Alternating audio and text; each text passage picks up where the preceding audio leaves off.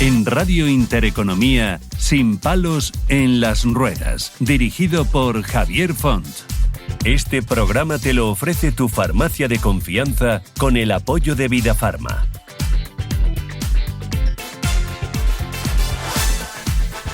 Hola, ¿qué tal? ¿Cómo estamos? ¿Qué tal ha ido la semana? Bien, bueno, entretenida, ¿no? Con la visita de Su Santidad el Papa, que, bueno, pues al final ha habido mensajes importantes que hayan quedado, habrán calado a nuestra clase política, espero que también, después de ese discurso en el Congreso de los Diputados. Y aquí nosotros seguimos una semana más para contar cosas importantes, muy interesantes y que va a gustar. Miren, hay películas que entretienen, otras que emocionan y algunas que consiguen algo mucho más importante, que es obligarnos a mirarnos al espejo como sociedad. Todos los colores pertenecen a esta última categoría. Durante demasiado tiempo, la discapacidad ha sido representada desde dos extremos igualmente injustos: el drama permanente o la heroicidad extraordinaria. Se ha presentado a las personas con discapacidad como objetos de compasión o como ejemplos de superación casi sobrehumana, olvidando lo más importante, que son sencillamente las personas. Personas con sueños, con miedos, con contradicciones, con deseos, con fracasos y también con mucha ilusión. Personas que se enamoran, que discuten con sus amigos, que sienten incertidumbre ante el futuro y que buscan, como cualquier joven, su lugar en el mundo. Ese es precisamente el mayor valor de una historia como Todos los colores. Todos los colores es una película que normaliza la diferencia hasta hacerla invisible. La protagonista utiliza una silla de ruedas, claro, pero la película no gira exclusivamente en torno a ello. Gira alrededor de su vida, de la vida. Y eso es, en realidad, la verdadera inclusión, la verdadera normalización. Porque la inclusión no consiste en poner el foco constantemente sobre la discapacidad. Consiste en entender que forma parte de la diversidad humana y que ninguna condición física puede definir la totalidad de una persona. Todavía vivimos en una sociedad que presume de igualdad mientras mantiene barreras en casi todos los ámbitos. Barreras arquitectónicas que limitan la movilidad, barreras laborales que impiden acceder a un empleo en igualdad de condiciones, barreras educativas que segregan, barreras digitales que excluyen, pero sobre todo barreras mentales que siguen considerando la discapacidad como algo excepcional y no como una expresión más de la condición humana. Y esas barreras son probablemente las más difíciles de derribar. La cultura tiene un papel esencial en este cambio, muy importante. El cine, la literatura, el teatro o la televisión construyen imaginarios colectivos, nos enseñan quién merece protagonizar una historia y quién deja relegado al papel secundario. Cuando una película presenta a una joven con discapacidad viviendo una historia de amistad, de crecimiento personal y de primeros amores, está enviando un mensaje muy poderoso, y es que la discapacidad no elimina el derecho a vivir plenamente, porque las personas con discapacidad también tienen proyectos vitales, también desean independencia, también quieren equivocarse, viajar, estudiar, trabajar, formar una familia o simplemente disfrutar de una vida normal. Y es precisamente esa vida ordinaria la que durante décadas les ha sido negada, no por sus limitaciones funcionales, sino por las limitaciones de una sociedad que no siempre ha sabido adaptarse. Miren, la Convención de las Naciones Unidas cambió el paradigma. Nos recordó que el problema no está en la persona, sino en el entorno cuando éste genera exclusión. La discapacidad deja entonces de entenderse como una cuestión individual para convertirse en una cuestión de derechos humanos. El verdadero desafío no es que una persona se adapte a una sociedad inaccesible. El desafío es construir una sociedad donde nadie tenga que luchar cada día contra obstáculos evitables. Ese principio debería inspirar todas las políticas públicas. No basta con aprobar leyes si después los edificios públicos siguen siendo inaccesibles. No basta con hablar de igualdad si el desempleo entre las personas con discapacidad pues continúa duplicando al de la población general. No basta por proclamar derechos si miles de jóvenes encuentran dificultades para acceder a la educación, a la vivienda o al ocio o en igualdad de condiciones. La inclusión no puede quedarse en un discurso institucional pronunciado cada 3 de diciembre. 3 de diciembre, como saben ustedes, es el Día Internacional de las Personas con Discapacidad y debe convertirse en una práctica cotidiana. Y esa práctica comienza por cambiar nuestra mirada. Mirar a una persona con discapacidad sin prejuicios, sin infantilizarla, sin sobreprotegerla, sin asumir que necesita ayuda antes de preguntarle, sin pensar que su vida está definida por aquello que no puede hacer, porque la verdadera diversidad consiste en comprender que todos tenemos capacidades diferentes y que la riqueza de una sociedad reside precisamente en esa pluralidad. Las nuevas generaciones parecen entenderlo mejor que las anteriores, afortunadamente. Cada vez es más frecuente encontrar jóvenes que conviven con naturalidad con compañeros con discapacidad en las aulas, en el deporte o en las redes sociales. Bueno, eso demuestra que la inclusión no es una utopía, sino que es una cuestión de convivencia. Y cuando antes se produzca, más normal será para todos. Sin embargo, aún queda mucho camino por recorrer. Todavía hay familias que deben luchar para conseguir apoyos adecuados. Todavía existen niños que crecen sin referentes positivos. Todavía hay empresas que consideran la contratación de personas con discapacidad como un acto de responsabilidad social y no como una decisión basada en el talento. Que lo hay y mucho. Todavía hay personas que siguen siendo invisibles. Por eso son necesarias historias como todos los colores, porque la representación importa, porque aquello que no se ve parece no existir. Y cuando una sociedad empieza a verse reflejada en toda su diversidad, también empieza a comprender mejor a sí misma. Al fin y al cabo, la discapacidad no es una realidad ajena. Es una circunstancia que puede acompañarnos desde el nacimiento o aparecer en cualquier momento de nuestra vida. El envejecimiento de la población hará que cada vez más personas experimenten situaciones de limitación funcional. Hablar de accesibilidad, de autonomía o inclusión no es defender los derechos de una minoría, es defender el futuro de todos. Bueno, ese es el reto de nuestro tiempo, construir un país donde nadie tenga que pedir permiso para participar, donde la diversidad deje de sorprender y donde la inclusión deje de ser una aspiración para convertirse en una realidad cotidiana. Porque una sociedad verdaderamente democrática no se mide por cómo trata a la mayoría, sino por cómo garantiza la dignidad, la libertad y la igualdad de quienes históricamente han tenido que luchar más para ejercer sus derechos. Solo entonces podremos decir que hemos aprendido a mirar la vida con todos sus colores.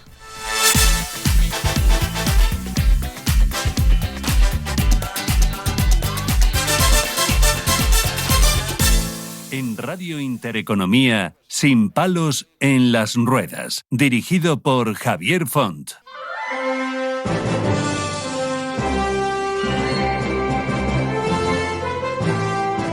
Hola, soy Isabel Sánchez, técnica del área de menores de Fama, y hoy quería compartir con vosotros unas reflexiones. ¿Qué pasa cuando mi hijo suspende? ¿Es porque no le interesa estudiar? ¿Le notas desmotivado? Os voy a dar una pista que os va a sorprender, y es que la mayor parte del fracaso escolar viene de menores con altas capacidades, sobre todo de aquellos menores que se encuentran en secundaria, ya que requieren de mayor atención, mayores necesidades sociales y académicas. Por lo tanto, desde el Departamento de Educación de Menores de Fama os damos unos pequeños consejos, como por ejemplo: 1.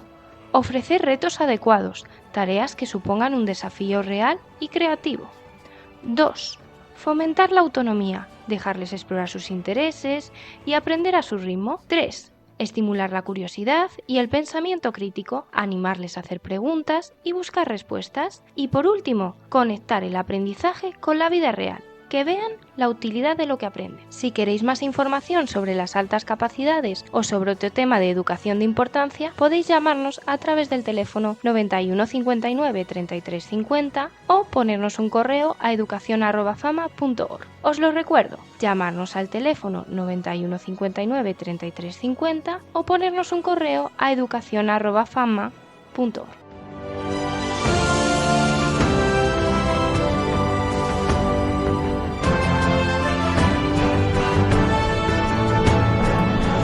Bueno, pues nada, empezamos con nuestro primer bloque, que es lo que hemos estado comentando en el editorial, ¿no? Una película que quiere normalizar lo que es la vida de las personas con discapacidad y sobre todo de experiencias que en muchas ocasiones no se ven y que están ocurriendo, ¿no? Sobre todo en personas pues adolescentes, que, como es el caso de la película, pues vive una experiencia muy interesante.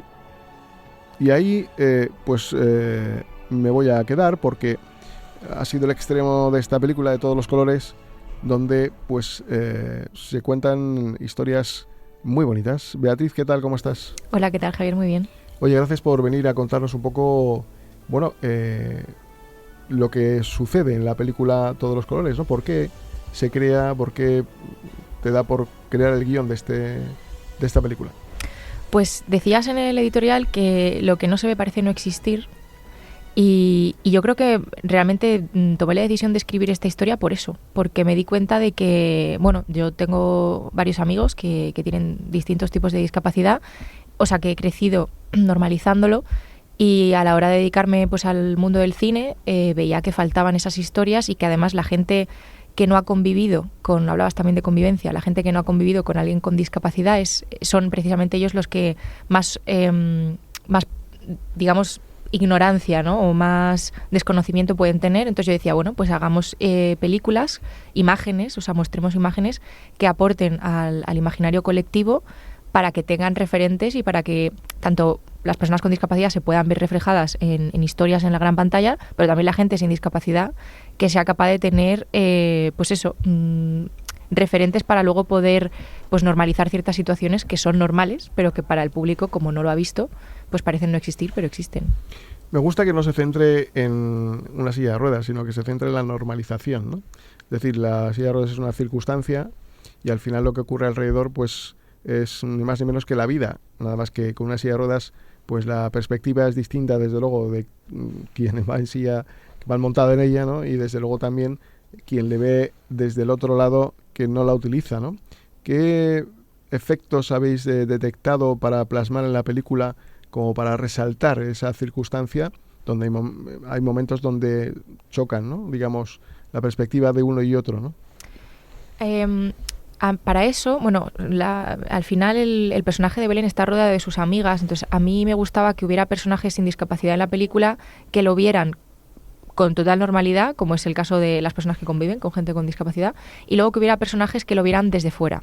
Entonces, pues en la película, yo qué sé, hay gente que no son amigos de Belén, que lo pueden ver, que pueden, digamos, ver esa diferencia, ¿no? Y se les acerca, pues hay una secuencia en una discoteca que se le acerca un chaval a una de ellas, pero la verdad es que es como muy en el perímetro. O sea, luego el resto de la historia, los personajes, incluso los que no tienen discapacidad, lo normalizan mucho. Y yo creo que también era una decisión consciente para que el público no se extrañe a la hora de... O sea, que el público entre en la historia y lo vea como lo que tiene que ser, que es la normalidad. Entonces, todos los personajes de la historia tratan la discapacidad con esa normalidad. Luego está el personaje de la madre, que es la que creo que es más consciente de la discapacidad de su hija, y al final de la película, no voy a hacer spoiler, pero hay una frase donde su hija le dice una cosa muy fuerte a su madre, que creo que a la hora de escribirlo, en realidad soy yo, como escritora, diciéndole eso al público, diciéndole no mires lo que supuestamente se ha perdido, sino lo que hay, porque cuando hablas de las cosas que se han perdido o te compadeces, lo que estás haciendo es proyectar tu propia compasión o tu propia sensación con respecto a un tema, pero no necesariamente tiene por qué ser lo que siente esa persona. Entonces, bueno, creo que animo a la gente a que vea la película, obviamente, y que se queden hasta el final, hasta esa frase, porque creo que la madre es un personaje con la que mucha gente puede empatizar y a la vez aprender con ella a normalizar la situación de su hija y a dejar de compadecerse ella. Porque la hija, desde luego, no se compadece en absoluto de sí misma. Ella tira para adelante y es una gamberra. Entiendo que colabora para cambiar la imagen de las personas con discapacidad y también para que las familias vean un poco que no hace falta sobreproteger a las personas con discapacidad.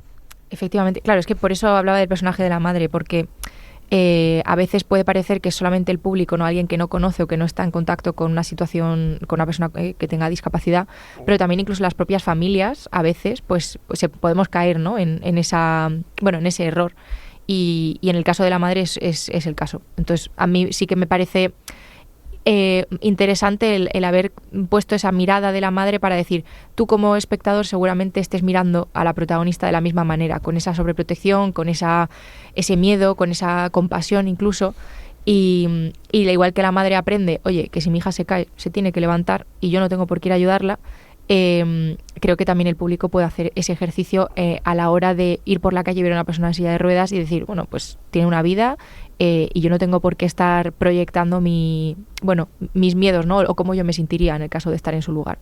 Oye, hablaste con personas con discapacidad, estudiaste sus situaciones, distintas situaciones, porque claro, aquí hay un elenco de actores y actrices importantes. Tenemos a Mafalda Carbonell, que hace de Belén, a Silvia Abril, que hace de Sonia, a Eva Moral, que hace de Laura. Eva, ¿qué tal? Hola, muy bien. Gracias por estar aquí con nosotros. Si me permites, Eva, además es triatleta paralímpica y actriz, ¿no? Ella hace papel de triatleta, ¿no? Bueno, de atleta paralímpica, que inspiras a Belén a superar sus límites físicos y emocionales, ¿no? Uh-huh. Sí, el papel del personaje de Laura efectivamente es una persona que hace atletismo en silla de ruedas y que, bueno, se encuentra en la situación de que dentro de su equipo va a entrar esta chica y en un principio un poco reacia a la incorporación, ¿no? Porque la ve, pues bueno, al final como una adolescente que no entiende muy bien pues el compromiso que tiene Laura, ¿no? Con el deporte, pero bueno, poco a poco efectivamente la va viendo se va viendo un poco reflejada en su yo de la adolescencia también. Bueno, Belén, que es Mafalda Carbonell, estuvo aquí con nosotros y el carácter más o menos es así. Sí. O sea, que la verdad es que le pega, le pega bastante. Lo tiene que ser muy difícil, ¿no? Enseñarla, ¿no? O ¿cómo ha sido la ayuda que has hecho con ella? Bueno, pues empezamos a trabajar bastante antes del rodaje porque obviamente ella no se había subido jamás en una silla de atletismo. Para el que no lo conozca, la silla de atletismo es, bueno, pues una silla de ruedas que utilizamos para correr y bueno, pues no es fácil la técnica, no es fácil encontrar tampoco una silla que se le adaptase a su cuerpo porque eso va todo muy a medida y no nos fue muy fácil. En España tampoco tenemos muchos recursos y muchos sitios donde acudir para pedir este tipo de equipamiento y estuvimos ensayando, entrenando duro, con mucho calor, porque además yo la citaba a unas horas muy malas, yo tenía que entrenar y aposta, bueno, no aposta, pero es que como yo tenía que estar entrenando y cuando terminaba mis entrenos era cuando podíamos estar ahí con el entrenamiento y la verdad es que muy bien, desde... Se podía haber grabado otra película de esos entrenamientos porque efectivamente venía al principio un poco escéptica y luego le fue cogiendo el gustillo. Fue un poco lo que pasa luego también en la película, así que estuvo muy bien, muy divertido. También saber cómo lo ve, ¿no? Una persona que al final ella tiene una discapacidad pero no utiliza una silla de ruedas en su vida normal, ¿no? Y tener que convivir para hacer un papel al final se tiene que meter en ese personaje y tiene que saber lo que es estar en una silla de ruedas y lo hemos practicado mucho y la verdad es que ha sido un aprendizaje mutuo. Oye, la ficción es una cosa y sobre todo creo que simplifica hacer una película de estas características como actriz en silla de ruedas, pero ¿cómo se es actriz en silla de ruedas sin una ficción de estas características? ¿Se es duro? ¿Encuentras papeles? Bueno, es que esto ha sido mi primera experiencia y me ha venido un poco así de rebote. Sí. Es verdad que ahora que lo he probado, que hemos grabado esta película, me ha encantado. Es un área que siempre me había gustado. Es verdad que nunca me lo había planteado.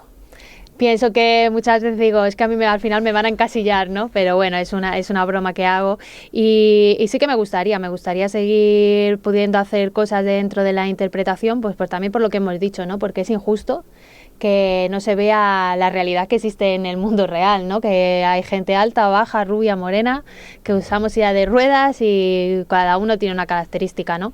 Y bueno, Eva Moral no es solo una persona en silla de ruedas, ¿no? Pues en mi caso soy deportista, soy abogada, soy madre, soy esposa, o sea, imagínate todos los papeles que entran dentro de mí. O sea, que estás entretenida. Sí, no tengo ni un segundo libre. Oye, Beatriz, ¿cómo fue el casting? Pues bueno, la verdad es que lo tuvimos clarísimo. De hecho, con respecto a lo que decía Eva también, fue difícil encontrar a actrices en silla de ruedas y al final tuvimos que hacer un casting abierto a todo el mundo. Era también con el compromiso mío como directora de decir, bueno, aunque no seas actriz, pues te vamos a preparar para ello y yo te voy a dirigir para que para que pueda, o sea, para que sepas hacerlo. Pero claro, el personaje también tiene unas características muy potentes, trabajar en un set no es fácil, o sea, aunque no seas actriz tienes que tener algo, porque al final llevas el peso de una película sobre tus hombros, ¿no? Tanto en el caso de Belén como de Laura, son dos personajes pues estructuralmente están ahí, son el eje de la película, y es verdad que fue muy difícil porque no había, entonces ahí también te planteas un poco la duda de no hay porque no hay referentes, o sea, claro, si yo voy en silla de ruedas y no he visto ni una sola película donde haya un personaje protagonista en silla de ruedas, obviamente igual pues es más difícil que yo me plantee el apuntarme a un curso de teatro, el buscarme una agencia de representación. Entonces yo ahí sí que digo, ojo, pues a lo mejor esta película ojalá que sirva también para, bueno, pues para abrir un poco ese futuro, ¿no?, de oportunidades para las chicas, bueno, y chicos que van en silla de ruedas y que digan, oye, pues a lo mejor yo también puedo ser actor, ¿no? Esto ya pasó con Campeones, en cierto sentido, y digo, bueno, pues es que puede haber personajes que además no tiene por qué, la historia no tiene por qué ser que vayan en silla de ruedas, sino como dice Eva, pues a lo mejor es una abogada, pero es que a lo mejor esa abogada va en silla de ruedas, ¿no? Entonces, ojalá que esto haga que los guionistas se atrevan a escribir personajes más diversos, porque existen, y a eso pues que haga también que haya actores disponibles. En nuestro caso, ya te digo que hicimos el casting y yo doy gracias a Dios todos los días, porque vamos, es que fue ver a Eva y lo tuve clarísimo, es que no hubo ninguna duda. O sea, bueno, yo y todo el equipo, o sea, todos los que estábamos en las oficinas, de repente fue como, bueno, pues está claro, ¿no? Y luego hicimos el casting de química entre Mafalda. Con Mafalda me pasó lo mismo, también. Fue venir y dije, es que amiga, eres tú. Enseguida. Y sí, luego cuando se pusieron juntas a hacer el casting fue, bueno, explosión de emociones, lo que decías tú, ¿no? De las dos como con una energía muy parecida a su personaje y con una química brutal. Entonces, la verdad es que el casting no fue muy difícil en su caso. ¿Era requisito indispensable tener una discapacidad o podría haber sido alguien a la que se le hubiera entrenado? No, tenía que ser una persona con discapacidad, precisamente por lo que te comentaba, que si ya es difícil verte representado en la gran pantalla, o sea, un poco, no digo que sea el objetivo de la película, pero circunstancialmente sí, el decir, oye, queremos animar, que queremos inspirar incluso, ¿no?, a las personas que quieran dedicarse a esto, o sea, ya a nivel meta, ¿no?, o sea, profesionalmente, que digas, esto es una salida. Y luego también, simplemente para que, si una chavala, yo sobre todo pensaba en las chicas con discapacidad, ven una película de una chica que está pasando por sus pues por sus pesquisas, ¿no?, de repente pues se enamora, de repente tal, el enterarse de que la actriz protagonista pues no tiene esa discapacidad, ¿no?, o su referente, que al final es Eva, ¿no?, el personaje de Laura, yo creo que va a ser un referente, vamos, tengas o no tengas discapacidad, para mujeres te impacta y la ves y la admiras y quieres escuchar sus consejos. Entonces, si ya de repente pues la actriz no tenía discapacidad, yo creo que se perdía una parte muy, muy importante de esa inspiración que yo creo que va a ser. Eva, ¿qué estabas haciendo en el ámbito del teatro y de la interpretación cuando te llamó Beatriz? Nada, jamás he hecho nada de interpretación ni teatro, nada. No, a mí me llegó el casting de casualidad, porque efectivamente, como ellos dicen, no les resultaba fácil encontrar a chica en silla de ruedas que supiera además con la silla de atletismo, y me llegó a través de la federación. Debieron de llamar a todas las puertas, ¿no? Y la federación nos mandó el casting, y un poco con mi representante, pero mi representante a nivel deportivo, dijimos, bueno, pues ¿por qué no lo echamos, no? Así un poco como por ver, por las risas, ¿no? Como digo yo. Y mira, una película en el cine y encima que me ha picado el gusanillo, ¿no? Para poder continuar, sí. Oye, ¿y te resultó difícil esto del guión, estudiártelo, tal? No sé, ¿cómo es esto? Bueno, tanto como estudiarme el guión no me costó. Es verdad que, claro, cuando llegas allí y te pones, entre comillas, a interpretar y con 200 cámaras mirándote, un montón de gente mirándote, pues no es fácil, ¿no? Y luego las horas que echamos allí, muchas horas. Yo me quejo de lo que entreno, pero ojo, hacer una película es alto nivel también. Sí. Así que, pero bueno, muy bien, me lo pusieron súper fácil. Tuvimos coach de interpretación, que es Fátima Baeza, y muy bien, la verdad es que nos hizo, vamos, un máster de interpretación tuve. Beatriz, ¿cuántas horas se le echa a esto de grabar al día?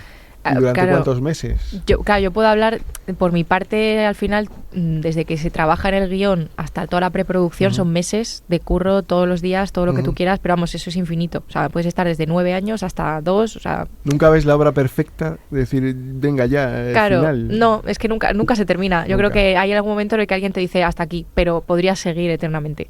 Y luego ya lo que es el rodaje fueron 6 semanas, eso sí que está ya medido porque es un tema de pasta, entonces si son 6 semanas, son 6 semanas. Claro. Y de rodaje yo creo que al día hacíamos 9 horas más una, puede ser, de rodaje, una de comida, que bueno, lo puedes descansar y tal, 9 más una, y luego ya está la postproducción, que también son varios meses, en nuestro caso fueron 5 o 6, me parece. Y luego ya pues toda la promo, que también son meses, o sea, al final el proceso puede desde 1 año y medio mínimo hasta que te dure pues varios años de trabajo, o sea, que imagínate. ¿La grabación es continua o vais haciendo...? Es continua. Continua, sí, de principio a fin, la historia es... Ah, bueno, dices de... ¿Cómo se graba? Cronológica. Sí. No, ahí es... Se va montando luego, entiendo, ¿no? Sí, ahí es... hay una figura que es el ayudante de dirección, que es el que decide y organiza un poco los tiempos. Pues esto es mejor rodarlo todo junto, ¿no? Pues todas las escenas, todas las secuencias que suceden dentro de la casa, por ejemplo de Belén, se ruedan en la misma semana. Aunque en la película tú la vayas a ver al principio, luego al final, luego en medio, o sea, todo lo que es por localizaciones normalmente. Te vas a la casa y rodas todo lo de la casa. Te vas a la pista de atletismo, rodas todo lo de la pista de atletismo. Por eso pues estuvimos, no sé si fueron 2 semanas o 10 días, creo que fueron 2 semanas, en una pista de atletismo ahí en Colmenar Viejo. A 40 grados. A 40 grados. Y esas 2 semanas fueron mortales. O sea, yo estaba deseando que se acabara, digo, pero cuando se acabaron dije, ya ha pasado lo peor. Ahora ya descansar, porque ahora, aunque seguimos rodando 3 semanas más, pero bueno, ya es otra cosa. ¿Es más en el exterior que en el interior o...? Creo que sí que hubo bastante más en el exterior, sí, porque tenemos todo lo de la pista de atletismo, es muchísimo, o sea que sí, la mayoría. Claro, lo que observamos es que al final hay películas que dan lecciones de vida, que explican situaciones, pues bueno, que una persona con discapacidad vive y tal, pero ¿no crees que tendría éxito películas que hablaran de una persona, pues no sé, que sea abogada, que se enamore, que viva una vida normal sin tener que dar una lección de nada a nadie? Yo espero que sí. O incluso de ser malísimo en silla de ruedas, ¿por qué no? De un villano o una villana, ¿no? Bueno, yo de hecho, hablando con gente que ya ha visto... O una superhéroe, que también puede haber. Pues es que ojalá, además, yo lo pienso y digo, es que estamos perdiéndonos un montón de historias, que además, quiero decir que haya una cultura audiovisual enorme y hemos visto historias de todo tipo y ya es como, bueno, pues originalidad, ¿no? A mí me encantaría, o sea, al ver cosas diferentes desde una perspectiva que le dé... Porque al final, aunque sea la misma situación, pues esto es una historia de adolescentes, está visto desde un prisma distinto. O sea, es un mundo nuevo. Para una persona que no haya estado relacionada con la discapacidad, es un mundo nuevo, porque te enfrentas a cosas que dices, esto me suena, pero mira cómo lo ha resuelto, ¿no? Y eso es lo que al final te atrapa y a la gente, pues yo creo que le gusta de la ficción, el meterse en mundos nuevos. Y el mundo de la discapacidad, para mí, es un mundo nuevo, aunque lleve estando desde siempre y haya millones de personas que la tengan, dices, no, hay un montón de historias que no... y de situaciones que la gente no sabe. Y todavía, bueno, a ti te preguntarán seguro, ¿y cómo haces esto? ¿Y cómo haces lo otro? ¿Y cómo tal? Digo, bueno, pues haz una película y como dices tú, pues muéstralo. Y yo creo que nos estamos perdiendo ahí pues una mina, sinceramente. ¿Y crees que hay que poner el foco de una manera positiva más que de una manera dramática, lagrimera? Porque al final también cómo enfoques las cosas puede beneficiar o perjudicar, ¿no? Bueno, te voy a poner un ejemplo, por ejemplo, guarda la redundancia, de la película de Torrente, ¿no? Que se mofa de las personas con discapacidad un poco. Ha habido críticas, otras personas dicen que de alguna manera pues que se está normalizando lo que de manera un poco casposa se podía pensar hace muchos años, ¿no? Por eso digo que el foco hay que ponerlo en la parte de normalización desde un punto de vista positivo, porque ya yo creo que la parte negativa lo venimos arrastrando desde hace muchísimos años, ¿no? Sí, bueno, yo es que, me vas a perdonar, pero no he visto la película de Torrente, entonces no puedo hablar de cómo lo gestionan ahí, pero sí que creo, no sé si, o sea, ojalá que podamos llegar al punto en el que se vean desde todas las perspectivas posibles, ¿no? Y así esta sea una más. Entonces, quizá ahora para compensar la balanza, como dices tú, haya que hacerlo desde un punto de vista positivo, que no quiere decir que las personas, que los personajes tengan que ser positivos, que decías tú antes que igual haya un villano, ¿no? Un malo malísimo. En el caso de Todos los colores, el personaje de Belén tampoco es que sea una hermanita de la caridad, y me lo ha dicho ya bastante gente que ha visto la película, que incluso al principio te cae mal. O sea, que tiene una parte de... pues es un poco pedorra. Sí. Me vais a perdonar la expresión. Y sí, es una niñata. Y yo decía, es que me parece que es una perspectiva que se tiene que ver también, o sea, que es perfectamente plausible que esta chavala pues sea así, y además está pensado concienzudamente por mi parte, porque dije, es que ya una persona, el público cuando empiece la película y vea una silla de ruedas, ya se lo van a perdonar todo de entrada. Ya va a ser como, bueno, pues si hace esto, ya va a ser la buena, ya va a ser la no. Y yo decía, no, entonces tengo que hacer un personaje que sea cañero, precisamente para todo lo contrario, para decirte, es que, y tiene todo el permiso del mundo y tiene todo el derecho del mundo, si quiere ser pues una mala pécora, pues a serlo. Claro. Y a que te caiga mal, aunque vaya en silla de ruedas. Es que puedes no estar de acuerdo con cómo... Que lo hay, en la vida real lo hay, ¿eh? Que lo hay. Entonces o sea, que cuidado con lo que va en silla de ruedas. Yo voy en silla de ruedas y bueno, pero hay mucha gente que es buena gente, regular gente, hay gente que se dedica a cosas raras, otras que son muy honradas, muy honestas. Hay de todo en la viña del Señor, como se suele decir. Y nunca mejor dicho en estos tiempos donde el papá ya se ha ido. Bueno, la verdad que entiendo que a lo mejor ha habido alguna secuencia que ha sido eliminada por un casual o algo. Sí, ha habido algunas que han sido eliminadas pues porque al final tienes que recortar la película, pues cuando tienes se llama churro, cuando tienes el churro se te queda a lo mejor en 2 horas y pico y tienes que recortar porque tiene que durar menos, o otras ya ni siquiera por un tema de duración, sino porque de repente al montar la película ves que el ritmo emocional te sobran. Y dices, ¿esto lo puedo contar con menos? Pues lo cuento con menos. Y ahí sí que es muy orgánico, ¿eh? O sea, en general se intenta que no, obviamente, porque todo lo que ya has rodado es dinero, al final, que está ahí, que se ha gastado. Pero bueno, cuando se trata de arte también creo que el dinero es secundario y tienes que pensar que es lo mejor para la película. Oye, ¿qué momento de la vida cambia para siempre como mensaje de la película? ¿Qué momento de la vida cambia para siempre como resumen de la película? Como resumen de la película, yo diría que encontrar lo que te apasiona. Que esto es algo además universal para personas que tengan o no tengan discapacidad, y es algo que además yo animo a la gente joven a que lo busque, aunque no lo tengan. Porque hay veces que tienes la suerte de tenerlo desde muy chiquitito, ¿no? Algo muy claro, te gusta el deporte, te gusta tal. Y hay otras veces que no, y yo animo a que la gente busque lo que le apasiona, porque al final es una parte muy importante de tu identidad. Igual aquí puede sí, hablar por un poco supuesto. más. Por supuesto, es así. Yo voy en silla de ruedas desde hace 13 años por un accidente deportivo. Siempre mi pasión ha sido el deporte. En bicicleta, además, En ¿no? bici, sí.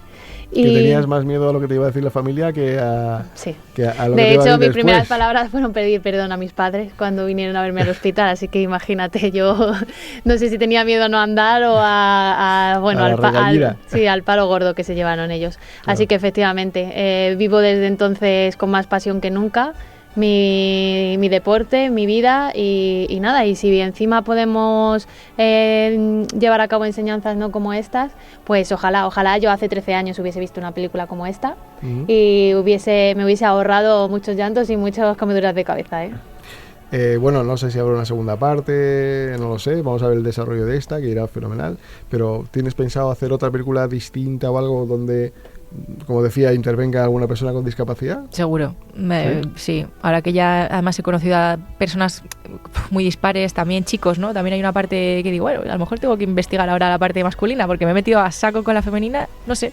Hay un poco de todo. Creo que hay un montón de historias para contar y sí, claro que me encantaría. Pero vamos a ver primero cómo va esta, que la gente vaya al cine. Sí. y ya veremos. Bueno, pues Beatriz de Silva, directora y guionista de la película, muchísimas gracias. Gracias por tener esa ilusión, ¿no? Y sobre todo darnos la oportunidad de reflejar una normalidad que a veces cuesta enfocarla si no hay gente como vosotros que nos permita proyectar nuestra imagen de manera positiva. Y Eva Moral, triatleta paralímpica y actriz, gracias, que te vino la iluminación así de repente y que desde luego has hecho un espectacular papel que yo animo a que vayan todos a verla, todos los colores, ya está, bueno, pues en las salas de cine. Mucha suerte y nada, enhorabuena por todo. Muchas gracias. Gracias, hasta ahora. Hasta luego.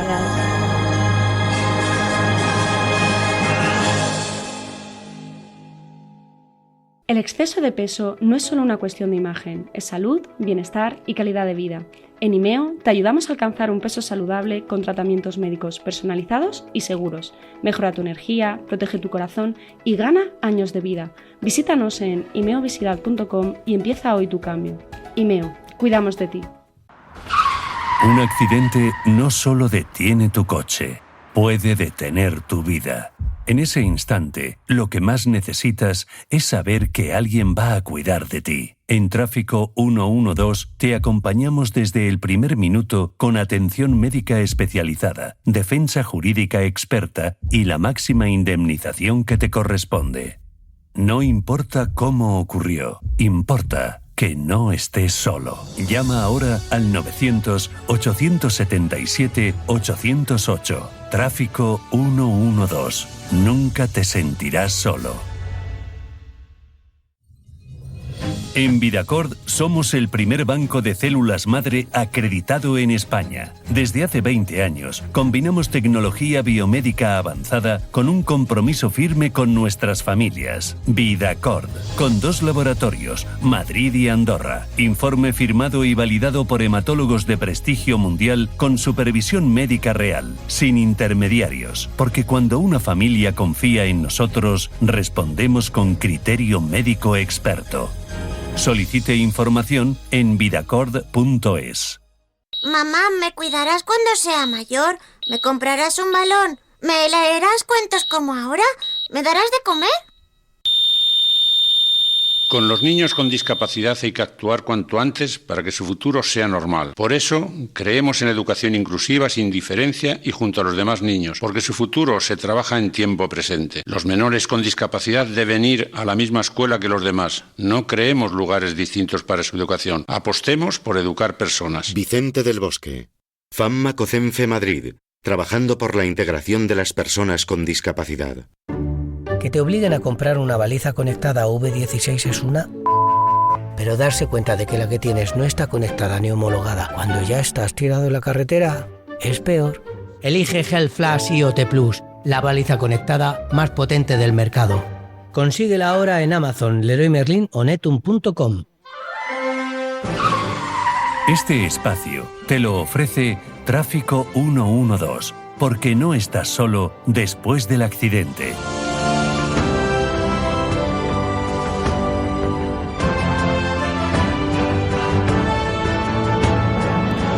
Bueno, pues vamos a hablar de tecnología al servicio de las personas, del ser humano, de aquellas personas que necesitan una ayuda técnica para moverse, pues para que su vida sea más autónoma, se pueda integrar en la sociedad, ir a trabajar, estudiar, en fin, lo que quiera. Y para eso hemos invitado a Íñigo Anzoátegui, que es director de Evolutive Professional Service, y quien, pues ha creado un proyecto que se llama MyEC Pulpit Prop, que es un módulo de control ocular para sillas de ruedas eléctricas diseñado para personas que solo pueden mover los ojos. Permite manejar la silla únicamente con la mirada, ofreciendo independencia y movilidad tanto en interiores como en los exteriores, en la calle, ¿no? Bueno, Íñigo, ¿qué tal? ¿Cómo estás? Buenos días. Buenos días, encantado de saludaros. Igualmente. Oye, ¿cómo surge este proyecto? Pues mira, el producto que acabas de comentar, la solución que acabas de comentar, la fabrican en la empresa Homebreeze de Alemania, y es una persona que anteriormente trabajaba como carpintero, que tuvo un hijo con una discapacidad y empezó a desarrollar un poquito soluciones, y al final decidió estudiar una ingeniería, dejar la carpintería y desarrollar soluciones para personas con discapacidad, llegando a tal nivel de capacitación que consiguió crear una tecnología tan increíble como esta, que permite conducir sillas de ruedas simplemente con el movimiento de los iris. El sistema se compone de unas gafas, ¿verdad?, con sensor ocular que rastrea de alguna manera el movimiento de los ojos y mediante software pues mueve la silla en la dirección hacia donde uno mira. Correcto. ¿Qué nivel correcto. de...? Una de las versiones sí. Permíteme, hay dos versiones. Una que se integra con aparatos que ya existen en el mercado, que son pantallas de comunicación, como por ejemplo los Tobii, que es el más conocido, que lo utilizan muchas personas que no tienen capacidad de comunicarse por su discapacidad, por una patología, una lesión, etcétera. Entonces, este sistema nace primero para integrarse en estos comunicadores y permitir que el propio comunicador se convierta en la pantalla que sigue el movimiento de los iris. Posteriormente, como se descubrió que en exteriores no funcionaba muy bien donde pegaba el sol, fueron capaces de desarrollar unas gafas que ya evitan el tener que utilizar esta pantalla. ¿Qué nivel de seguridad ofrece esta innovación tecnológica que puede resultar muy interesante para personas pues con una discapacidad muy severa, que bueno, que solamente pueden mirar los ojos, claro, que solamente pueden mover los ojos. Correcto. El punto de partida es el que acabas de comentar. Estamos hablando de personas que han perdido la capacidad de utilizar cualquier otra parte de su cuerpo para desplazarse, con lo cual es un avance significativo el poder utilizar cualquier otro elemento de desplazamiento de una silla.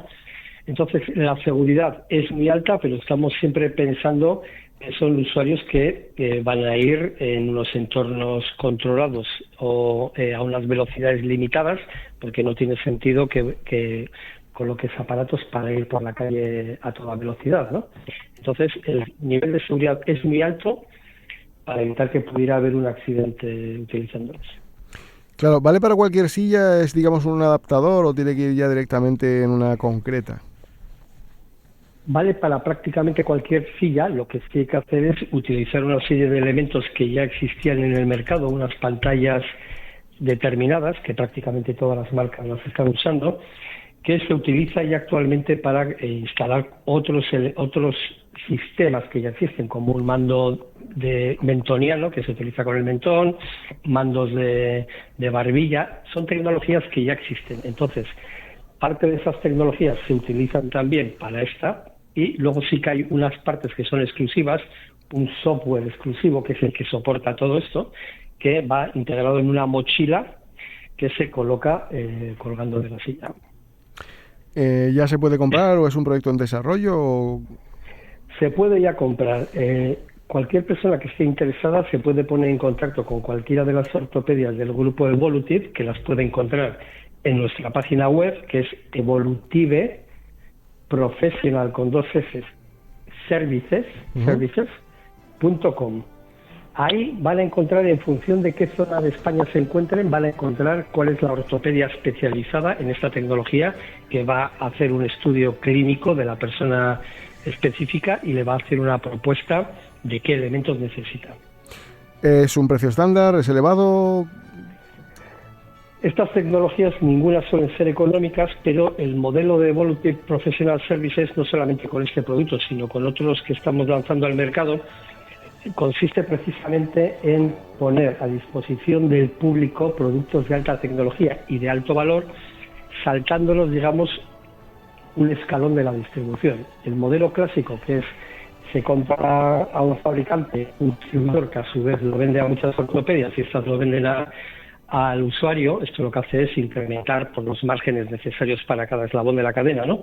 Nosotros lo que hemos hecho es directamente trabajar con empresas productoras, y lo mismo que tenemos esta tecnología, tenemos también un robot con inteligencia artificial para que lo puede conducir incluso una persona ciega, porque se conduce autónomamente, que se llama EV1. Tenemos también la silla iBot, que es una silla que se coloca en 2 ruedas y va como un Segway en self-balancing mode, que te permite ser todoterreno, subir escaleras. Estamos, digamos, trabajando en abaratar este tipo de tecnologías para que sean accesibles, ya que en España hay, digamos, que tenemos un sistema que financia una parte bastante limitada de las ayudas. Entonces, esta tecnología, que puede costar 10.000, 20.000, depende un poquito de cuántos elementos le vayamos a colocar.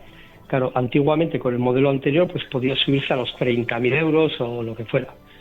Entonces nosotros lo que buscamos es poner a disposición de las personas tecnologías que de otra manera serían prohibitivas, y hacerlo gracias a nuestra propia tecnificación, que somos unas empresas altamente tecnificadas y que los desplazamos a otros. Por ejemplo, hemos estado haciendo formaciones en Holanda, han venido empresas de Alemania a darnos formación aquí. Estamos en constante formación para poder precisamente dar tecnologías de tanto valor añadido, que sean asequibles y que sean trabajadas por profesionales. Muy bien, Íñigo Anzotegui, director de Evolutive Professional Service, gracias por informarnos de este proyecto. Y nada, ya saben, en la página web de esta empresa pueden tener más información, llamarles y preguntar todo lo que estimen oportuno. Íñigo, muchas gracias. A vosotros, un saludo. Hasta siempre, hasta luego, adiós. Igualmente, adiós. Este espacio te lo ha ofrecido Tráfico 112, porque no estás solo después del accidente.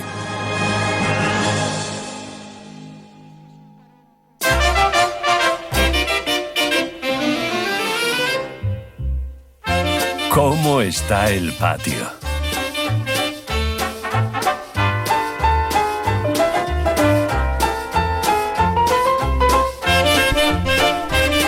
Pues el patio está bien, está entretenido. Hemos disfrutado pues de una semana espectacular, lleno de acontecimientos y de cosas muy interesantes. Hasta hubo elecciones en el Real Madrid, así que, bueno, de todo esto vamos a hablar con Tony Melero. ¿Qué tal? ¿Cómo está el patio? Pues muy bien, está caliente, Javier. Calentito. Qué calorcito. Por el calor, ¿no? Dices. Sí, no pensemos mal, caliente No. de grados, grados centígrados, como mucho Celsius. Celsius, sí. Pues nada, está muy interesante el patio. Efectivamente ha habido muchos eventos. Lo vamos a dejar para el final. De momento vamos a empezar con un par de noticias livianitas. Sí. La primera noticia dice: abre en Madrid, donde iba a ser, si no, el primer bar de joyas de España. Come y bebe mientras te pruebas ropa y anillos diseñados a mano.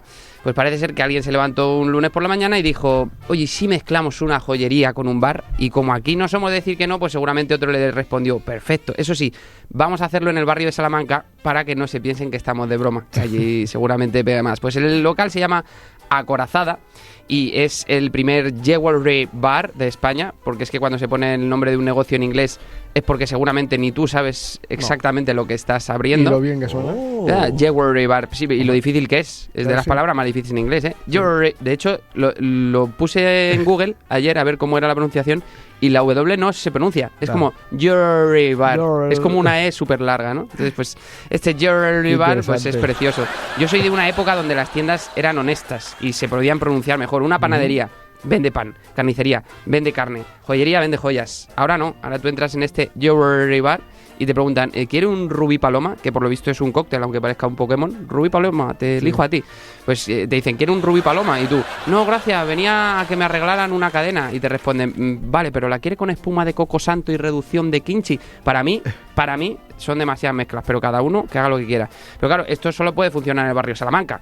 Sí. Este negocio lo montas en mi barrio y si tú te pruebas un anillo mientras te tomas una cerveza, cuando vas al baño seguramente te ha desaparecido el anillo, la cerveza e incluso hasta la silla puede que te desaparezca. No nos hacemos responsables de las declaraciones de nuestros invitados. Bueno, que estoy hablando de mi barrio, tengo más licencia y la gente no sabe de dónde soy, además. Vale. Y aquí te puedes comer, además, en este negocio, en este jewelry bar, te puedes comer unas alcachofas con sal de oro. Sal de oro, Javier, frase que demuestra que hemos ganado demasiado dinero como sociedad. Sí. Sal de oro. Yo que he crecido viendo a mi madre reutilizar las bolsas del súper hasta que parecían piezas arqueológicas, ahora usamos sal de oro. Y mientras comes allí, pues tienes joyas por todas partes. Vamos, que cada vez que apoyas la copa en la mesa te juegas una hipoteca. Imagínate el estrés. Perdona, ¿esto es un posavasos? No, señor. Es un collar artesanal de 1.800 euros y tú dejando ahí las aceitunas encima. Como siga así, pues esto va a ser una locura. Tendremos en Madrid gestorías con DJ o ferreterías de brunch. Pero si algo nos enseña esta ciudad es que cualquier idea o negocio puede funcionar siempre que tenga un nombre en inglés, siempre que esté en el barrio Salamanca y que cueste lo mismo que cambiar los neumáticos del coche. Yo creo que lo que hace falta aquí son las joyas de zapatero, que ya sabemos que son de verdad. Yo esas cosas, sabes que a mí no me gusta mentarlas, no, porque luego si no sé la gente sabe dónde vivo. Claro. En el barrio Salamanca. Vamos con la siguiente noticia. Bad Bunny hay que comentarle, pero no lo que la gente piensa. Sobrenatural. Bad Bunny ya tiene su doble en el Museo de Cera. Pero esa tampoco es la noticia. La noticia, para mí, es que la gente se está preguntando: ¿se parece? Porque esa siempre es la pregunta. ¿Se parece? Da igual quién sea, da igual cuánto hayan tardado en hacer la figura. Siempre hay alguien que pregunta o dice: pues mira, tú lo ves, yo no lo veo. Claro, Manolo, tú no lo ves porque has visto a Bad Bunny 3 veces y has ido en la marquesina del bus, por eso no le ves. Pues 5 meses han tardado en hacer la figura de cera de Bad Bunny y dicen que han colocado los pelos uno por uno, pelo a pelo. Me imagino al becario el primer día: oye, ¿cuál es mi función? ¿Qué tengo que hacer? Esto no es broma, ¿no? No es broma. Le dijeron... ¿Es verdad que hay una réplica ya de Bad Bunny? Sí, es cierto. Es cierto y que si le pones en una tarta, eso es. Esas dos cosas son ciertas. Vale. Pues se tiraron así un mes, pelo a pelo. Y por lo visto, tampoco le falta ningún tatuaje, tiene todo al mínimo detalle. Aquí me lo está enseñando Cristian, la foto.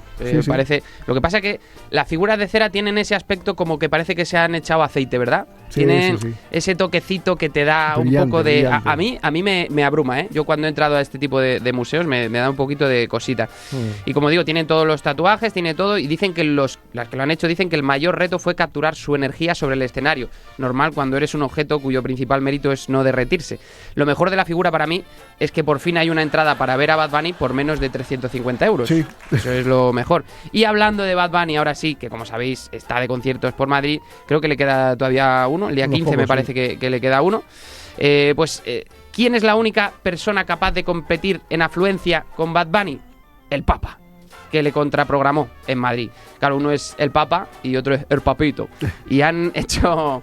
Se siento, sabes que si no suelto estas cosas, Javier, salen por otro lado y por la boca huelen mejor. Han hecho eventos con muchas similitudes, el Papa y Bad Bunny. Miles de personas, gente durmiendo poco, muchos cánticos y merchandising a precios exorbitados. En todas estas cosas se parecen. Madrid recibió al Papa, como no, como recibe a todo el mundo, con cariño y con corte de tráfico. Aquí da igual quién seas, según llegas a Madrid te dice Madrid. Ahí está.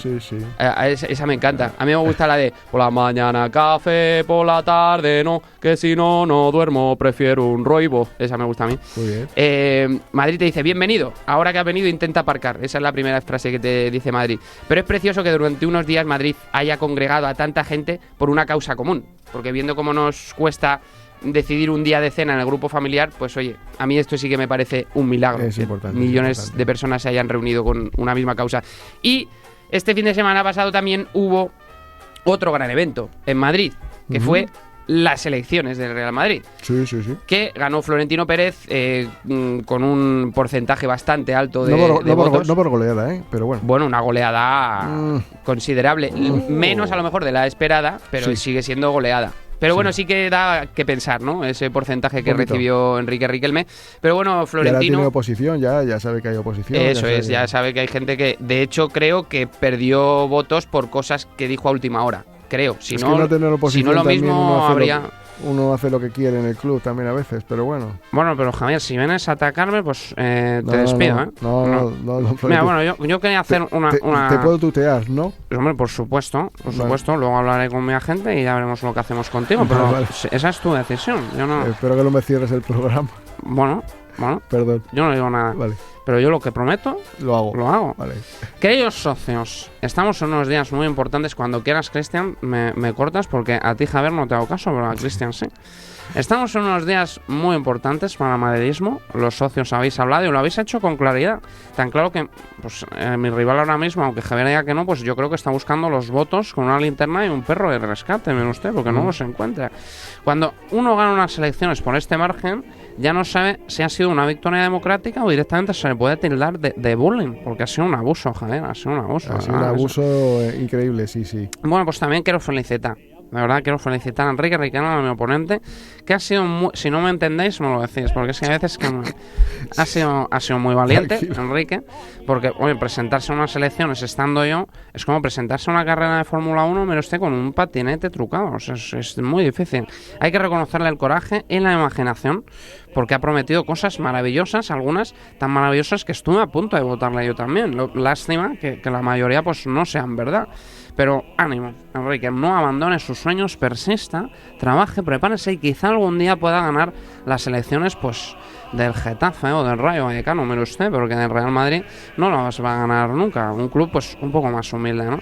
Y una vez ganadas las elecciones quiero anunciar, y ya con esto me despido, varios fichajes para la próxima temporada. Ya sabéis alguno, incluido el de Mourinho, pero para el centro del campo vamos a incorporar, hemos pensado en un político, para que se dedique a robar balones, que lo mismo le va bien.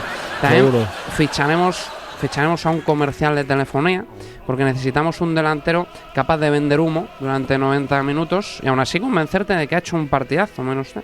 Para la portería hemos pensado en un inspector de Hacienda, para que nadie se atreva a acercarse al área, porque un inspector sabemos que impone mucho. Además incorporaremos a un cuñado español, que es el único capaz de saber más que el entrenador y que los jugadores. También estamos negociando un controlador aéreo, porque necesitamos a alguien que gestione egos muy altos. El espacio, ¿no? Eso es. Y para las ruedas de prensa, bueno, aparte de Javier, si quieres, contigo podemos hablar, nos vienes muy bien. Bueno. Para las ruedas de prensa tenemos a un concursante de reality. Los concursantes de reality son capaces de hablar durante media hora y no responden absolutamente a nada. Así que bueno, pues si eso lo quiere gestionar usted, Javier... Podemos hablar. Siempre hablar. Ya sabe usted que... Y si no, yo le doy capacidad para que usted despida a quien le dé la gana. Siempre se puede hablar de todo. Y bueno, y el fichaje más importante, ya esto sí que sí, un psicólogo. Un psicólogo no para el entrenador, no para los jugadores, sino para los aficionados del Barça, porque no saben lo que les viene y lo mismo lo tienen que hablar con alguien. Bueno, pues con esto hemos acabado. Mourinho ya está hecho. Ya está hecho. Sí. No, me ha dicho que va a venir, pero al final no ha podido. Está trabajando mucho. Y bueno, pues... De recuerdos. Y ahora lo único que digo, como el poder en la radio aquí ahora mismo lo tengo yo, usted ya se puede marchar. O sea, que me está despidiendo, ¿no? Automáticamente. Literalmente. La primera vez en la vida que le van a despedir. Vale, bueno, pero despedir es decir adiós. No, para que sepa lo que se siente. Hasta siempre, Florentino. Adiós.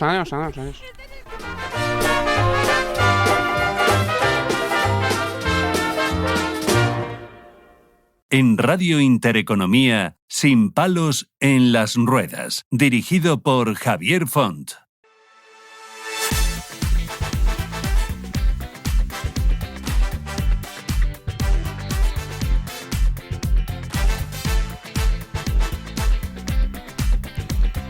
Bueno, pues atentos, muy atentos a aquellas personas que quieran prejubilarse con discapacidad, porque nuestra confederación COCENFE ha hecho un gran trabajo que ha, introducido, o ahí nos va a contar Daniel Alíbal, que es secretario de Finanzas de esta organización, un poco más los detalles de estas prejubilaciones. Y es que la jubilación anticipada de las personas con discapacidad constituye una de las cuestiones más relevantes en materia de protección social, igualdad, oportunidades y derechos. Aunque el ordenamiento jurídico español contempla mecanismos específicos para adelantar la edad de jubilación en determinados supuestos, la experiencia demuestra que muchas personas encuentran importantes obstáculos para acceder a este derecho debido a requisitos que son bastante estrictos, procedimientos muy complejos o la falta de adaptación de la normativa a la realidad de muchas discapacidades y enfermedades. Y en este contexto resulta especialmente oportuno analizar los posibles modificaciones normativas que permitan o van a permitir construir un sistema más justo, flexible y centrado en la persona, en sus necesidades. Por eso quiero saludar a Daniel. ¿Qué tal, Daniel? ¿Cómo estás? Muy buenas, ¿qué tal? Bien, gracias por estar hoy aquí con nosotros y contarnos, primero, ¿qué es esto de la prejubilación de personas con discapacidad cuando se aplican coeficientes de reducción, ¿no? Has comentado bien, porque hay dos vías de jubilación anticipada que tenemos las personas con discapacidad. Una para aquellas personas que tienen más de un 65% de discapacidad, que es el juego del coeficiente reductor parecido al de los trabajos con penosidades, y otra posibilidad que es la del 45%, siempre y cuando sea un 45% causado por una patología que viene recogido en un reglamento, en un real decreto, en una orden, y esas patologías son las que reducen sustancial y generalizadamente la esperanza de vida. Por lo tanto, hay dos opciones: la de los coeficientes, que suele ser más interesante, y la del 45%, que es simplemente la de una anticipación de la edad de jubilación. Lo que pasa es que la de coeficiente no todo el mundo puede acceder, ¿no? Las dos tienen requisitos, por lo tanto, no todas las personas con discapacidad pueden acceder a la jubilación anticipada. Eso es una realidad. No por tener discapacidad tienes derecho a una opción privilegiada de acceso precoz a una jubilación. Depende, como he comentado, a una que es el grado, más del 75%, o más del 45% con alguna patología. Pero una persona con un 33% de discapacidad, que es una persona legalmente con discapacidad, no tiene un acceso privilegiado o anticipado a la jubilación. ¿Cuáles crees que son las principales limitaciones que se han encontrado en la regulación actual sobre la jubilación anticipada, por ejemplo, en personas con discapacidad? Creo que el gran problema es que no todas las personas con discapacidad, que tenemos elementos de exclusión, elementos de salud, elementos de posibles reducciones de la esperanza de vida o de menor calidad de vida, no todos tenemos derecho a la jubilación anticipada. Es un problema de la generalidad, que debería estar más generalizado el acceso a la jubilación anticipada. Obviamente depende, no todas las situaciones son las mismas, no totalmente los grados son los mismos, pero sí hay una realidad, y es que no todas las personas con discapacidad tienen acceso a esto. Lo tienen un subgrupo, dos subgrupos, mejor dicho, de personas con discapacidad. COCENFE, en la última normativa aprobada, ha visto ciertas carencias en cuanto a que había algunas patologías entramos ya en la parte del coeficiente reductor, ¿no? Para poder ser jubilado. Del 45%. Eso es, del 45%, donde había patologías que no entraban, ¿no? En ese, digamos, catálogo de enfermedades discapacitantes. ¿Cuáles podríamos decir que han sido aquellas que ahora se han introducido y que van a poder estar en el catálogo, además de las que ya están, ¿no? Sí, es público porque además lo ha comunicado la ministra, que se ha aprobado por la Comisión Técnica la inclusión de patologías, de discapacidades que reducen sustancialmente la esperanza de vida y que por lo tanto tienen derecho a esta jubilación 45%. Quizás una paradigmática puede ser la espina bífida, que sabéis que es una patología que lleva muchísimos años luchando para la inclusión dentro de este catálogo, o también la lesión medular, porque la lesión medular se venía recogido aquella que era traumática, pero hay otros tipos de lesiones medulares que no son traumáticas, como puede ser oncológicas, por ejemplo, ¿no? Y no venían recogidos. Por lo tanto, ha habido una actualización que se publicará, esperemos que en breves, en BOE, y también comentar a todos los que nos escuchan que este es un proceso permanente, o sea, todos los años se abre el procedimiento para que se puedan incluir nuevas patologías. Por lo tanto, esto es un proceso vivo. Es más, actualmente la Comisión Técnica nos estamos reuniendo para evaluar los futuros expedientes.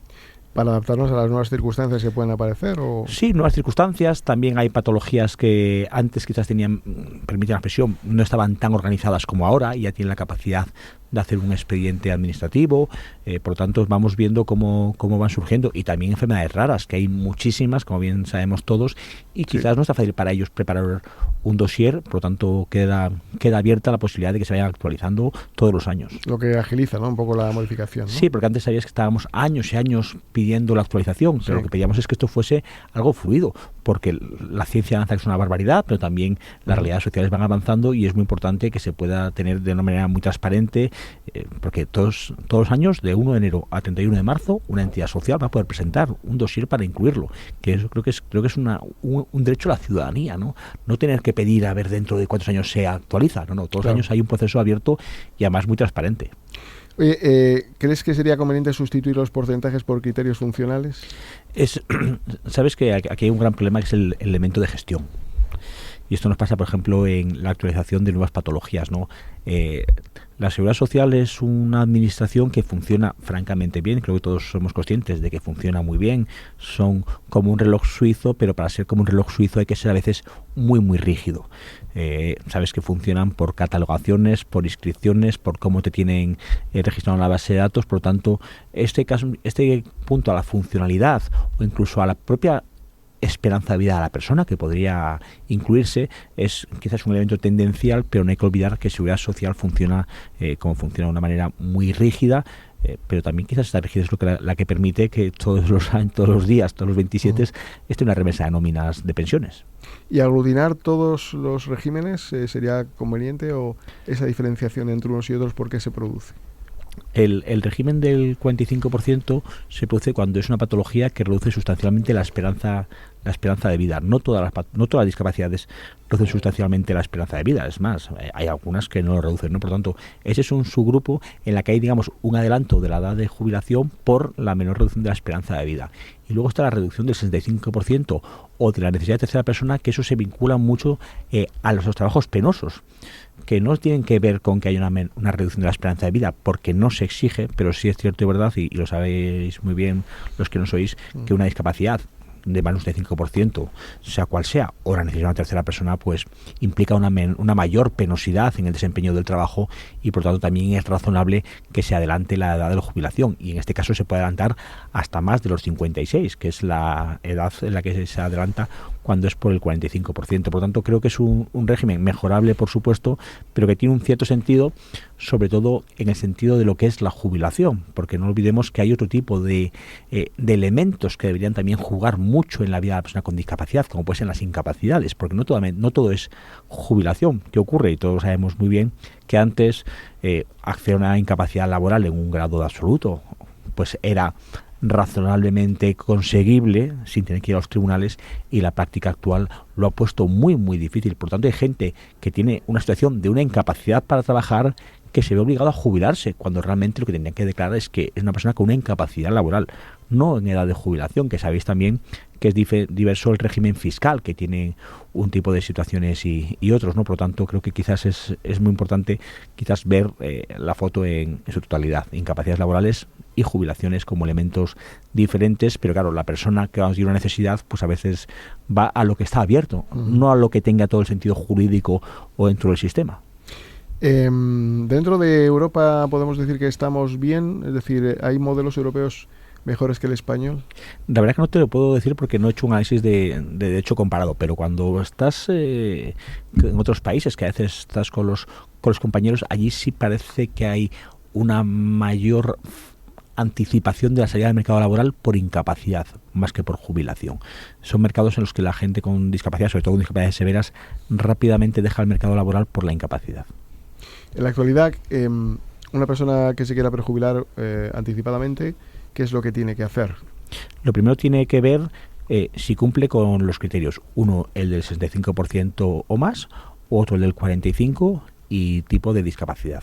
Si tiene las dos situaciones, que puede ser que tengas más de un 65% y la discapacidad que reduce sustancialmente la esperanza de vida, tiene que analizar cuál de las opciones le puede interesar más. Y eso es un elemento personal que además la normativa te permite optar por una vía o por otra. Habitualmente suele ser más beneficiosa la del 65% que la del 45%, porque la del 45% lo que hace es un cambio de la edad de jubilación, mientras que la del 65% hay más cambios sustanciales sobre el cálculo de la carrera y demás. Habitualmente, no se puede decir siempre, pero habitualmente es más beneficiosa la del 65%. Por tanto, la persona tiene que hacer sus números y sus cálculos y optar por la que sea más beneficiosa. Pero como he dicho antes, no toda persona con discapacidad tiene este derecho, por lo tanto tiene que ser consciente de que tiene que cumplir con los criterios de grado o grado más tipo. En la actualidad hemos metido nuevas enfermedades discapacitantes, ¿no? Que sí. Son bastantes, por lo tanto no me las sé las más relevantes así. Las más relevantes, antes lo he comentado, creo que son la espina bífida y el daño medular no traumático. También se han incluido diversas patologías poco prevalentes, muchas de ellas en el dossier que ha hecho COCENFE. También hay que reconocer que en otras patologías presentadas han sido finalmente publicadas, por lo tanto sí ha habido otras que han vuelto a ir permiten la expresión, a segunda vuelta, y hemos tenido ya una comisión técnica de evaluación y hay un borrador preliminar en el que también se vuelven a incluir un número sustancial de nuevas patologías. Por lo tanto, esto es una realidad viva. Ahora la fase en la que se encuentra eso tiene que ir a BOE y está en la fase de tramitación de la norma, principalmente porque la memoria de acceso normativo tiene que incluir posibles beneficiarios, número de beneficiarios, que se estima que son unos 50.000, pero obviamente el Ministerio tiene que hacer una memoria en la que quede bien reflejado cuál es el impacto económico de esta reducción. ¿Y los años de cotización cuántos son? Como he comentado, se exige el periodo mínimo la jubilación del 45% lo que hace es adelantar la edad ordinaria de jubilación. La adelanta hasta un máximo del 56, pero sigue siendo obligatorio que haya un periodo mínimo de cotización.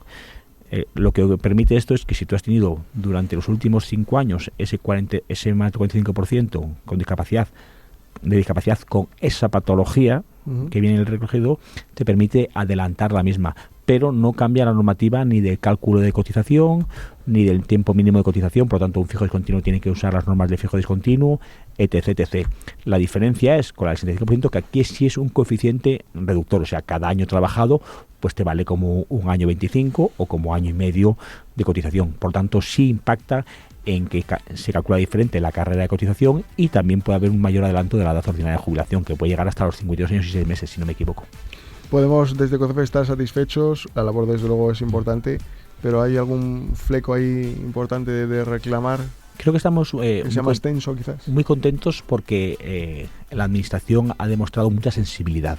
Obviamente han sido las primeras comisiones en las que se han hecho unos criterios muy generales y estamos viendo que esos criterios generales a veces no llegan bien a enfermedades raras, enfermedades con poca información, y se está trabajando para que los criterios que se han acordado pues puedan capturar mejor realidades nuevas. Pero lo cierto y verdad, y lo hemos comentado, es que hay una voluntad, creo que bastante buena por parte del Ministerio. Por lo tanto, estos problemas, que es un juego que surjan, la primera vez que te reúnes, ves unas patologías X, haces un criterio para patologías X, ahora hay enfermedades más raras, pues habrá que hacer los nuevos. Pero creo que con buena voluntad técnica que la hay, creo que se podemos conseguir unas cosas razonables, aunque obviamente pues no todo lo que entendemos que debe ser aprobado se aprueba. Y yo personalmente, que participo en la comisión, por esto que votar de manera discordante del resto de la misma, porque en mi opinión, también como representante de la sociedad civil, pues a veces no es la misma.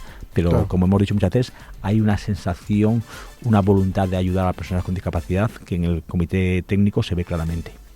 Pues Daniel Aníbal, secretario de Finanzas de COCENFE, Confederación Española de Personas con Discapacidad Física y Orgánica de España. Gracias por venir a contarnos esto y aquí te volvemos a llamar para que nos sigas informando de estos avances y de otros muchos más. Cuando queráis, ya lo sabes. Venga, muchas gracias. Hasta ahora.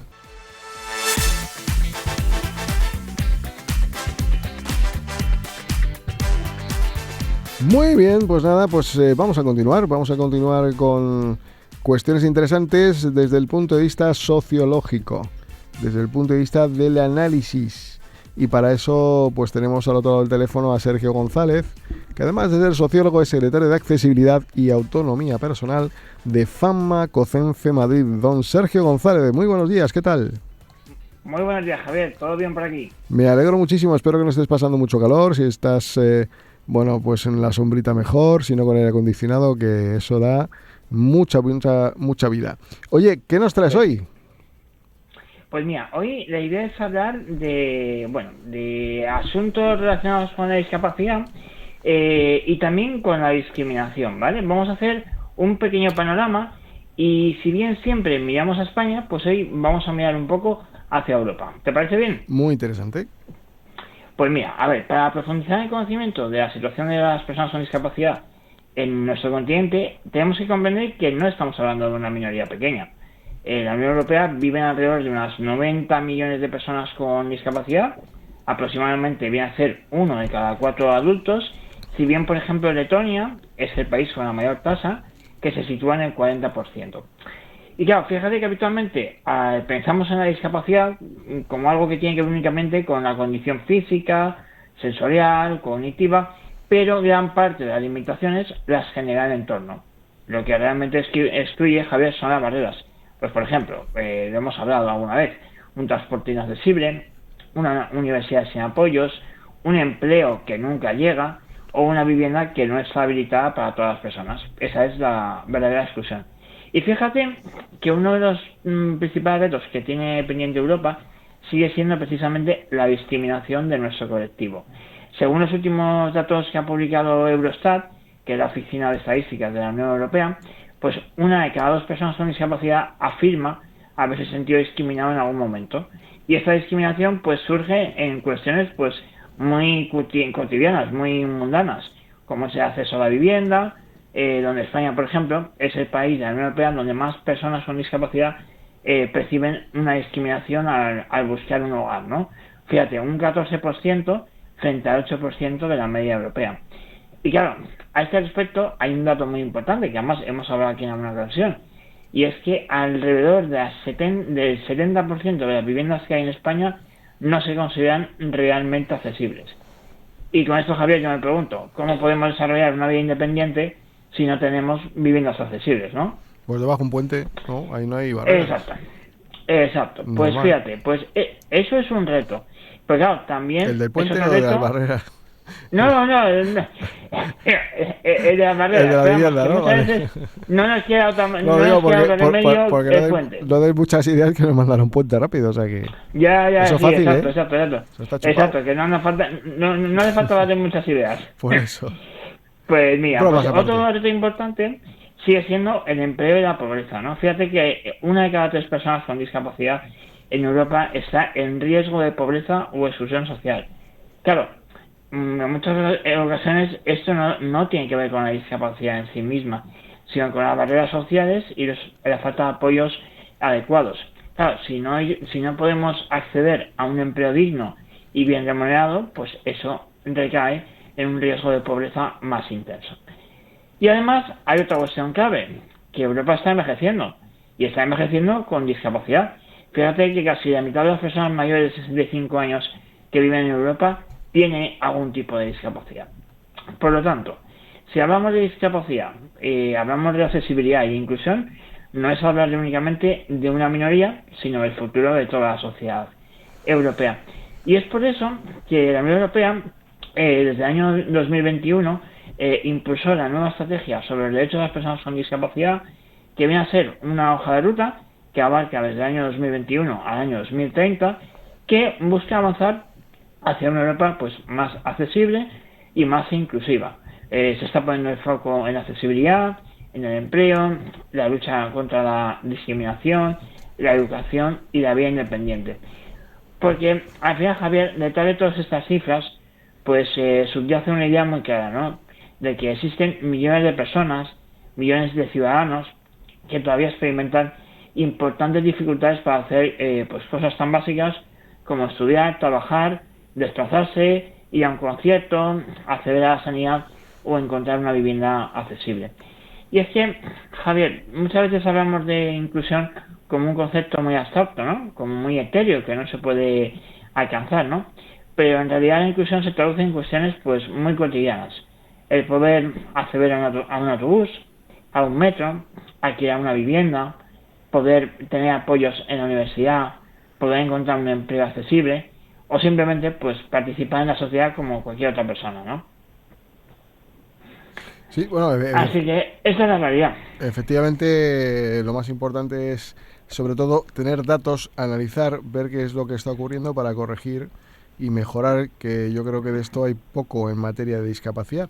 Por eso, Sergio, te agradecemos muchísimo todo lo que nos cuentas cada vez que apareces por aquí, así que te emplazamos a una nueva aventura telefónica o radiofónica o presencial. Así que nos vemos pronto, amigo, y gracias por todo. Un placer como siempre, un fuerte abrazo para todos. Hasta la próxima, hasta ahora.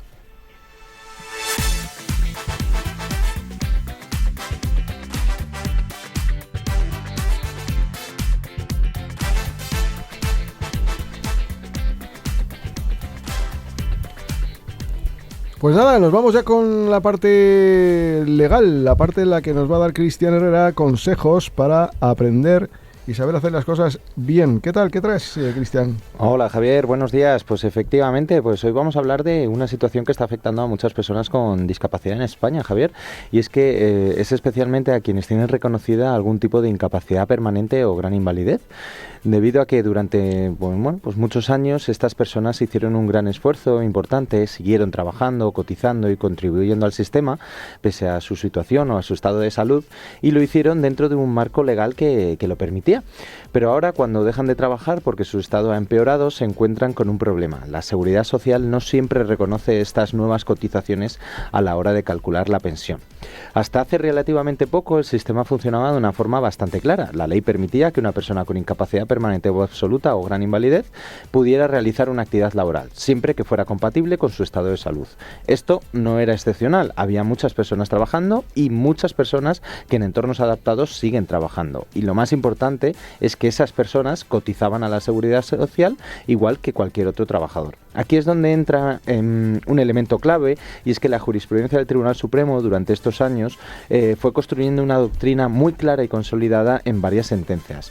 Y en una de estas, especialmente en el año 2018, el Tribunal Supremo dijo algo fundamental, que si una persona con incapacidad ha trabajado después del reconocimiento de su pensión y ha cotizado y posteriormente deja de trabajar porque su salud empeora, esas cotizaciones deben servir para recalcular su pensión. Es decir, si tú has cotizado más, tienes derecho a cobrar más. Esto encaja perfectamente con el principio básico, Javier, del sistema de seguridad social, que es contributivo. Lo que aportas influye a lo que recibes. Y además la pensión tiene una función muy concreta, que es la de sustituir los ingresos que la persona deja de percibir cuando ya no puede trabajar.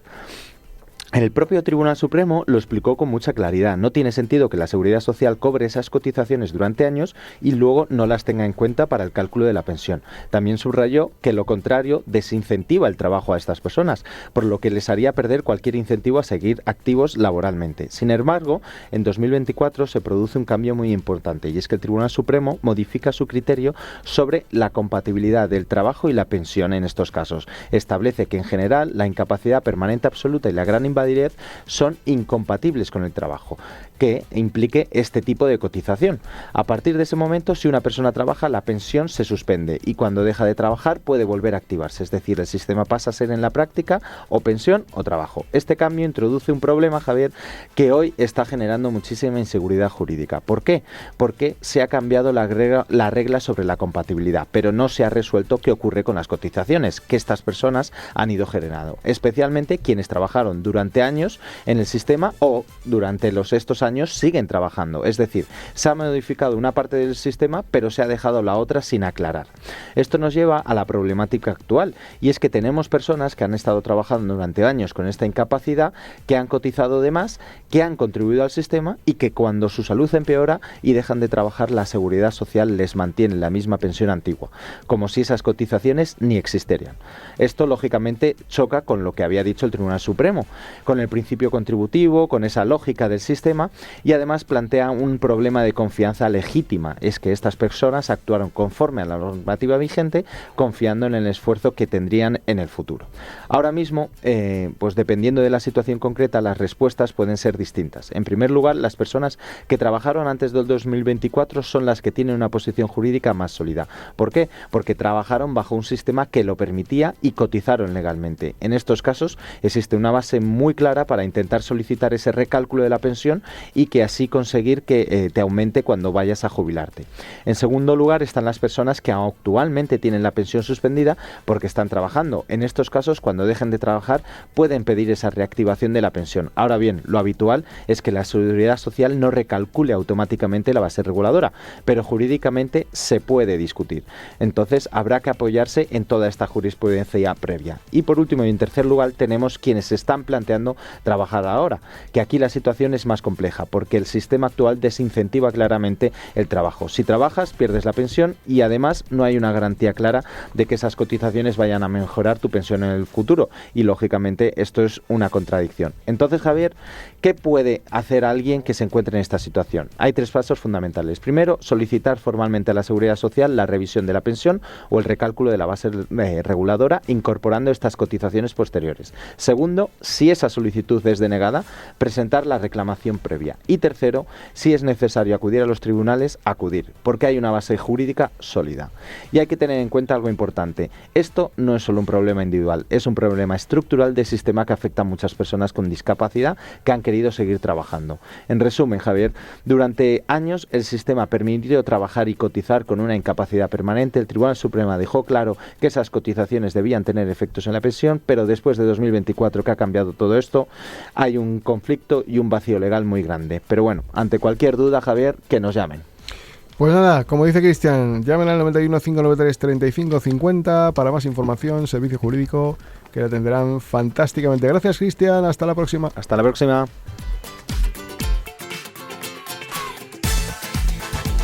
Hola de nuevo, soy Paula, fisioterapeuta del Centro de Atención Temprana Pasito a Pasito, y hoy voy a hablaros sobre los productos de apoyo en niños con dificultades motoras. En concreto, quiero hacer referencia a uno muy especial, el bipedestador de escayola. Se trata de un dispositivo de bajo coste, hecho completamente a medida. ¿Cómo se hace? Pues a partir de un molde del propio niño, utilizando vendas de escayola, lo que permite adaptarse perfectamente a su cuerpo y necesidades. Pero hay algo que lo hace aún más especial. Después se decora y se pinta. La temática la elige la familia, convirtiéndolo en un elemento atractivo, cercano y hasta divertido para el peque. Ya no es solo un dispositivo terapéutico, es algo suyo. Una vez terminado, se lo llevan a casa, donde la familia puede utilizarlo en el día a día, siguiendo un programa de bipedestación pautado por el fisioterapeuta. ¿Y para qué niños está indicado? Pues para aquellos que presentan dificultades para ponerse de pie de forma autónoma, especialmente en casos de alteraciones neurológicas, retrasos en el desarrollo motor o enfermedades neuromusculares. Según la guía de la Sociedad Española de Fisioterapia en Pediatría, los programas de bipedestación suelen iniciarse aproximadamente a partir de los 10 o 12 meses de edad, cuando el niño todavía no ha adquirido la bipedestación por sí mismo. Siempre será el fisioterapeuta el que valore cada caso de forma individual, teniendo en cuenta el control postural, las necesidades del niño y los objetivos terapéuticos, para decidir si este tipo de dispositivo es la mejor opción. ¿Y por qué es tan importante? Pues porque estar de pie favorece el desarrollo óseo, mejora la alineación corporal, ayuda a la respiración y a la digestión y permite al niño interactuar con su entorno desde otra perspectiva. Además, en nuestro centro nos encanta crear este tipo de dispositivos porque combinan tratamiento, creatividad y cercanía con las familias. Porque en fisioterapia pediátrica cada pequeño apoyo puede suponer un gran avance. Si queréis más información o asesoramiento, os esperamos en Pasito a Pasito, en la calle Ramón Power 54, en el barrio de Hortaleza, o podéis contactarnos a través del correo cat@fama.org o del teléfono 623 757 050, 623 757 050. Será un placer acompañaros en cada paso de este camino. Pues muchas gracias, Paula. Nada, nosotros continuamos la semana que viene. Sean felices, paz, amor. 24-7-365. Hasta la próxima. Este programa te lo ha ofrecido tu farmacia de confianza con el apoyo de Vidafarma.